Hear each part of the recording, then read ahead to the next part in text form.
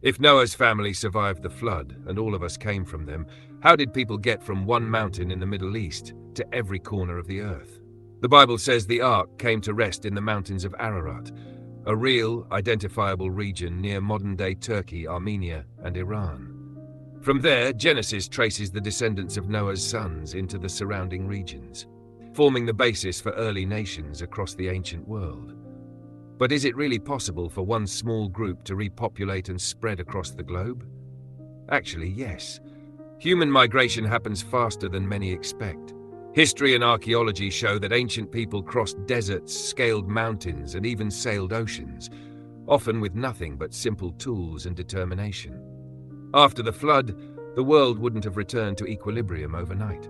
The global climate would have been unstable, likely cooler overall, due to massive volcanic activity, reduced vegetation, and lingering atmospheric disruption.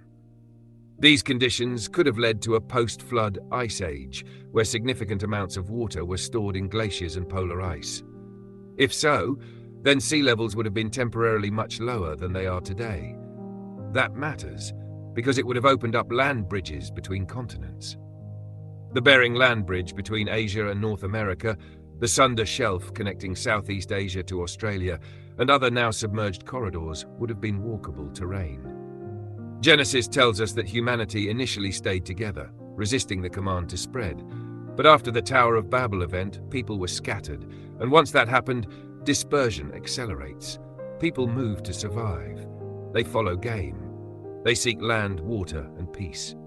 And small movements compound over generations. Archaeology confirms early human settlements across vast territories, including coastlines, highlands, and deep inland paths, often appearing sooner than expected. The Bible doesn't give us a GPS map, but it does give us a framework, one origin point, followed by gradual and guided dispersion. Genesis 10 describes this as people spreading out by their clans, by their languages, by their lands. The idea that everyone today came from a single family group isn't just theology. It fits what we know about how humans actually move. And when we let the biblical story speak on its own terms, the paths they took begin to make sense.